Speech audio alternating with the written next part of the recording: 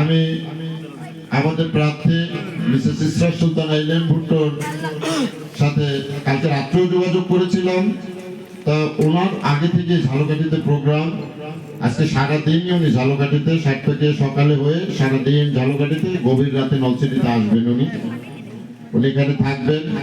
ওনাকে বলেছিলাম যে ভাবে এরকম তো যাচ্ছে, একটি প্রোগ্রামে উঠান বৈঠক, আপনাকে সবাই দেখতে চায়। তো উনি আমাকে বলেছে যে মান্না আমার সালাম দিও সবাইকে, এবং আমি বলেছি যে ভাবে যেখানে যাব, কয়েকদিন আগে ওখানে আমরা গিয়েছিলাম, এই লোকমানের বাসায় আমরা এসেছিলাম কিছুদিন আগে, এই রাস্তা দিয়ে আমরা হেঁটে এসেছিলাম, তার এই রাস্তার কথাও আমরা তাকে বলেছি। শুধু এই রাস্তা না, টোটাল সমস্ত পৌরসভায় একই অবস্থা প্রায়।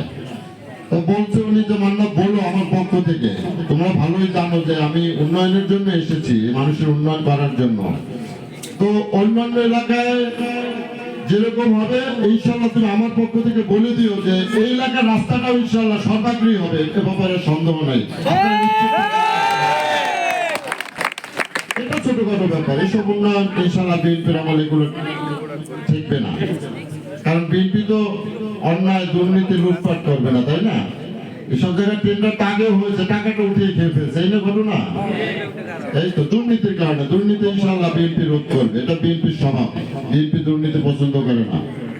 প্রিয় ভাইয়েরা, তো আজকের এই উঠান বৈঠকের ধানের শীষের যেহেতু সমর্থনের বৈঠক, ধানের শীষের জন্য ভোট চাওয়ার জন্য যেহেতু আমরা এসেছি, এখন এসেছি ধানের শীষকে একটা ভোট দেবেন বলে তো আর চলে যেতে পারি না। ভোট আপনারা দিবেন, এর বিনিময়ে কি বিএনপি দেবে, আমাদেরকে দেবে, সেটাও দুটো বোঝার ব্যাপার আছে না? তো আমরা মোটা দাগে বিএনপি বলেছে এই দেশের জন্য কি করবে। বিএনপি যতবারই এই দেশ শাসন করেছে বা শাসন করতে চেয়েছে, ভোটের জন্য এসেছে, তাদের প্রধান লক্ষ্য ছিল এদেশের নারী সমাজের উন্নয়ন, প্রধানতম লক্ষ্য। কারণ আমাদের দেশের অর্ধেক, অনেক ক্ষেত্রে অর্ধেকের বেশি নারী, তাদের উন্নয়ন না ঘটালে, তাদেরকে ভালো না রাখলে এই দেশ উন্নয়ন করা কখনোই সম্ভব নয়। এই জন্য বেগম খালেদা জিয়া তখনও বেঁচে আছেন।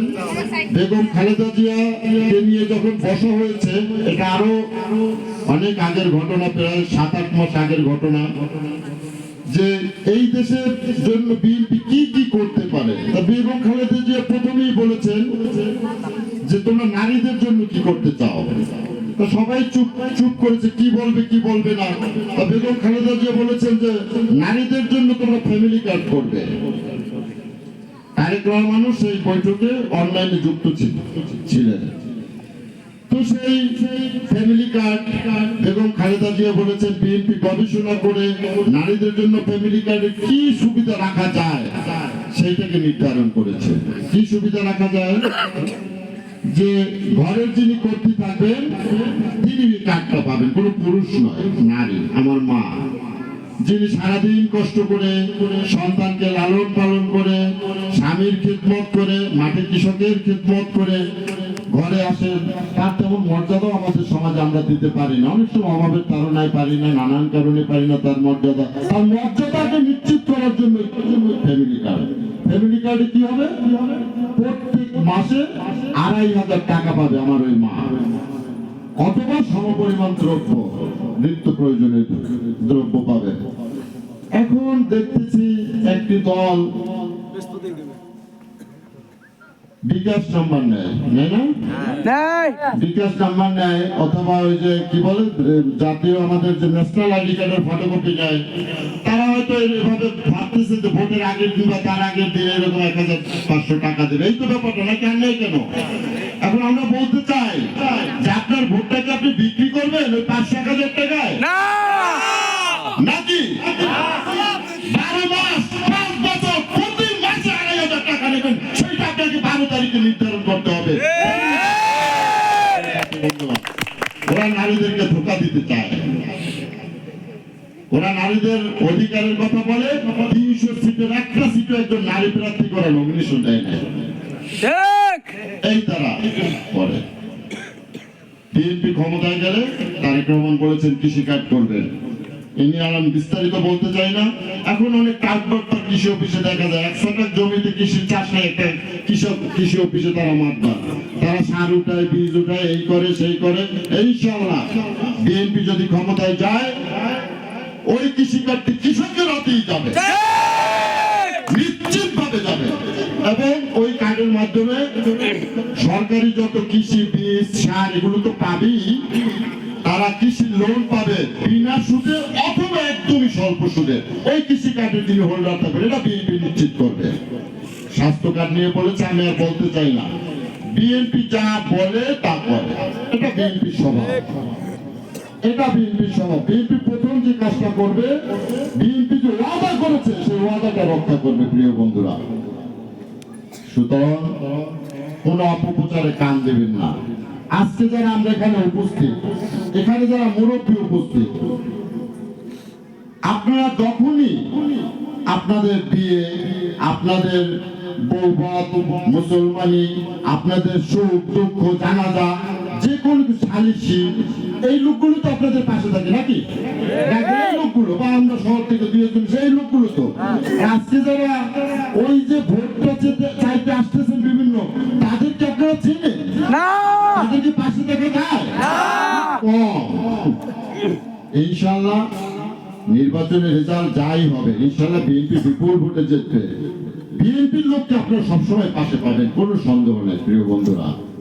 এ ব্যাপারে আপনারা কোনো সংশয় মনে রাখবেন না, কোনো ভাওতাবাজিতে, কোনো ধোঁকাবাজিতে আপনারা পড়বেন না। ব্যস্ত দুযোগের কথা বলেন, এর চেয়ে খারাপ আর কি হতে পারে? আমাদের ধর্মে তো বলা আছে 10 জনকে বেহেশতের সুসংবাদ দেওয়া হয়েছে, 10 জন না, আশারা মুবাশশারা বলে আমাদেরকে, তাদেরকে, তাই না? যারা পৃথিবীতে বসে বেহেশতের সুসংবাদ পেয়েছে 10 জন, অনলি 10।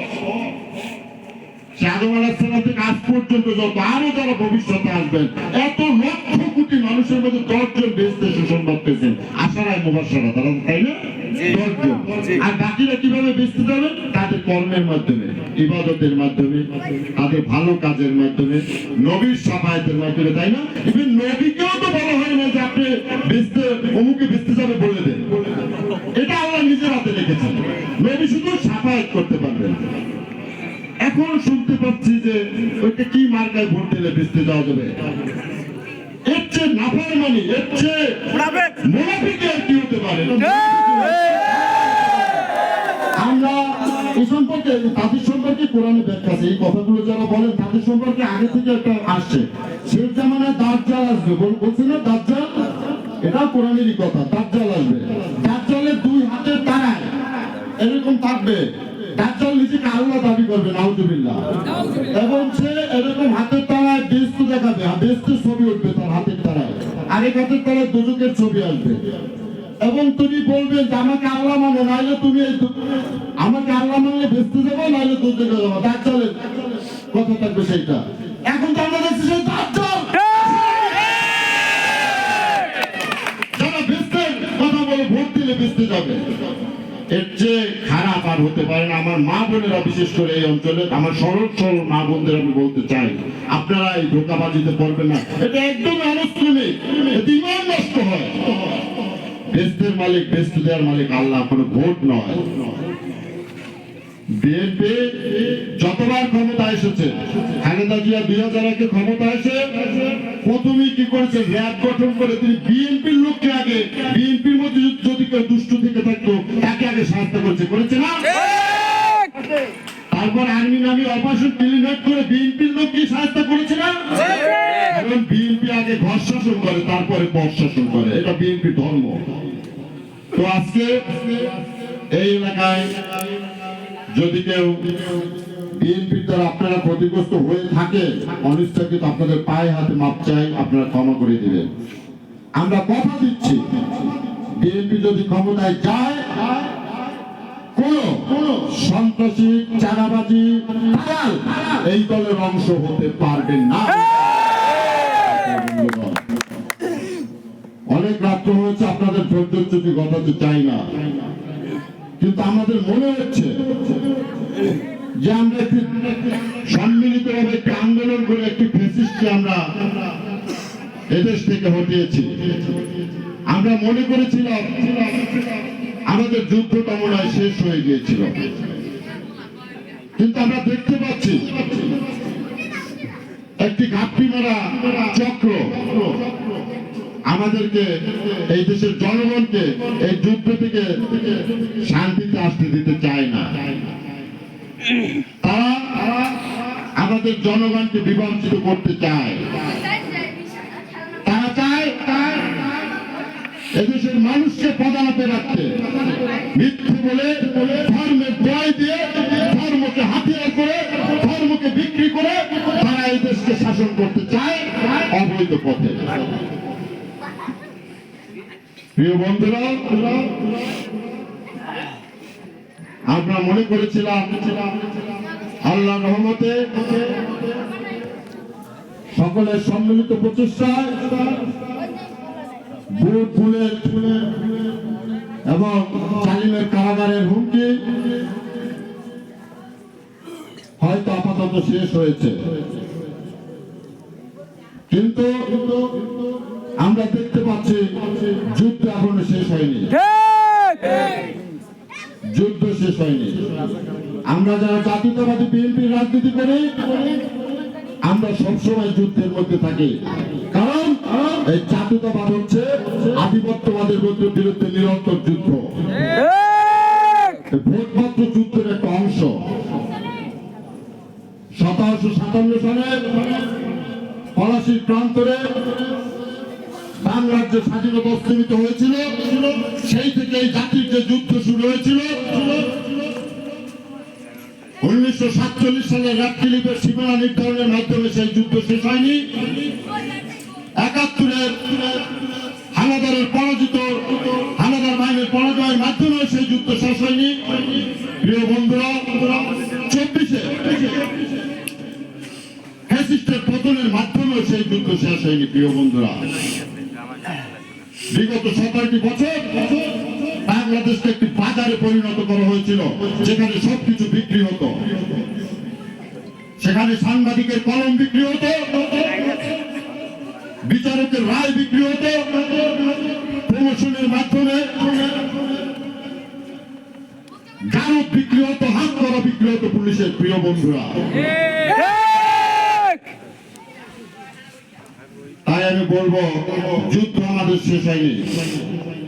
যতদিন বাংলাদেশের বিভিন্ন অফিসে কেজি দরে স্বাধীনতা বিক্রি হবে, এই যুদ্ধ চলবে। যতদিন সীমান্তে শোষণ থাকবে, এই যুদ্ধ চলবে। যতদিন আমার এই মাতৃভূমিকে সাম্রাজ্যবাদ যথেচ্ছভাবে ব্যবহারের চিন্তা করবে, এই যুদ্ধ চলবে। সাথে বন্ধুগণ, যতদিন কাঁটাতারে ফেরালিন লাশ ঝোলার চিত্র আমাদের মনে থাকবে, এই যুদ্ধ চলবে।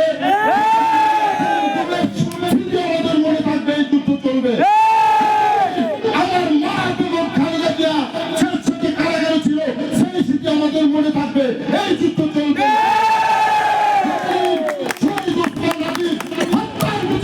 এই যুদ্ধ চলবে। ভোটের মাধ্যমে আমাদের যুদ্ধ শেষ হবে না। 12 তারিখে ভোটের মাধ্যমে সেই যুদ্ধের সূচনা হবে। আপনারা যাবেন সকালবেলা, খুব সকালে, ওরা কিন্তু আসবে। আপনার সকালবেলা ভোটের আন্দোলন আবার কর্মীরা আপনাদেরকে নিয়ে যাবে, আপনাদের পাহারায় থাকবে, আপনাদের কোনো ধরনের সমস্যা নয় সেজন্য থাকবে, আমরাও থাকবো ইনশাআল্লাহ।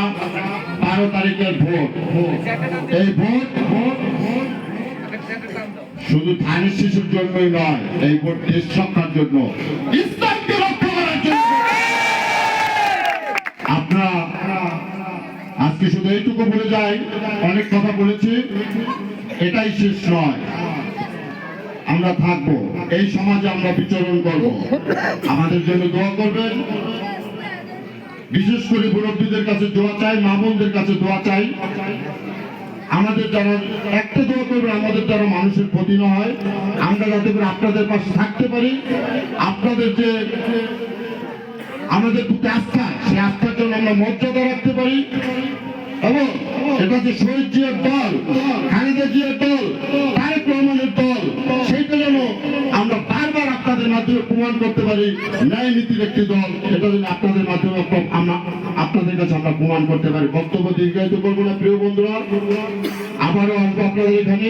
কর্মী ভাইরা যারা আছেন সবার সাথে সুন্দর ব্যবহার করবেন, যাতে করে কোনো কেউ মনে দুঃখ না পায়, কষ্ট না পায়।